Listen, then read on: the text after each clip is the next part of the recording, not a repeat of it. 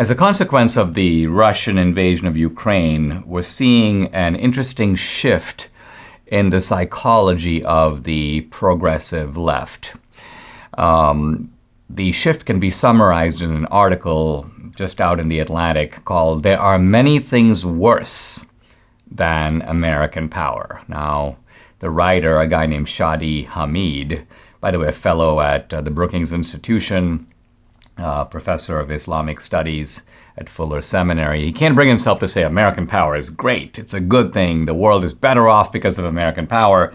But you can tell from his title that what he's saying is, well, it might be not so bad compared to, say, Russian power or Chinese power. And so what you have here is a blazingly obvious insight that is finally kind of penetrating the thick head of the left, which is that, look, the power in the world is going to go somewhere. There's going to be one or two or three dominant powers. And who would we rather it be? Not just for our own interests. We obviously like to be in charge because it's us. We trust ourselves to be good to ourselves.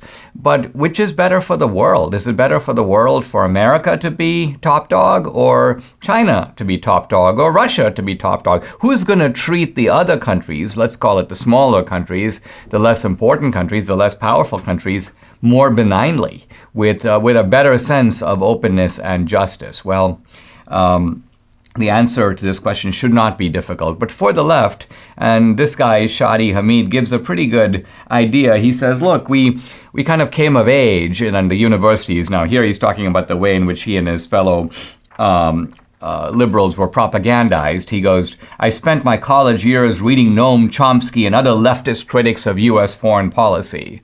And then again, he doesn't want to back off completely from all this. So he goes, and they weren't entirely wrong. In other words, the United States, he says, in places like Iraq and Afghanistan, was acting kind of like an imperialist power. And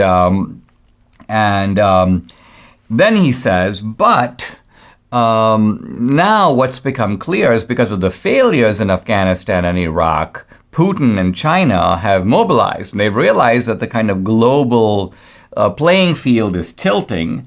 And so Putin goes, you know what? I can easily get away with an invasion. I've already taken the Crimea. I've intervened brutally in Syria. The United States, precisely because of this fear of getting entangled once more, stayed out of it. So now, hey, it's open season on the Ukraine.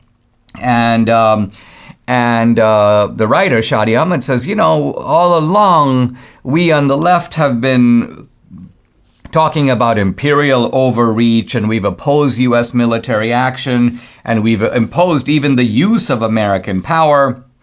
And then he goes, but now we have to sort of rethink all this. I'm quoting him. He goes, in the span of a few days, skeptics of American power have gotten a taste of what a world where America grows weak and Russia goes strong looks like.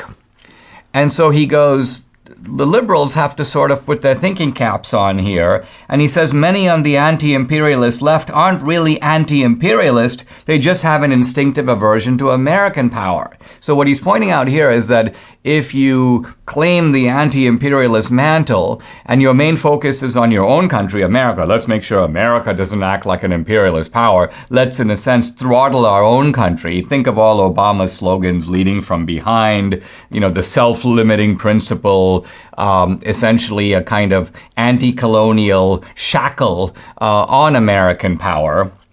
He says, but that doesn't put shackles on anyone else. It doesn't put shackles on the Chinese. It doesn't put shackles on the radical Muslims. It doesn't put shackles on Russia. Now, this article, I think in one of its weaker moments, goes on to say, Joe Biden has declared that the battle between democracies and autocracies is the defining struggle of our time. And then he goes, Biden was right. Now, here is where I think you're getting an analysis that's breaking down because, and I was on Fox News last night talking exactly about this, the line between the free world and autocracy is becoming more blurred. If you look at the defining elements of autocracy, you find that they're now present in the United States. Kind of a Corrupt gangsterism at the highest levels of government. We find that in Russia. We find it here.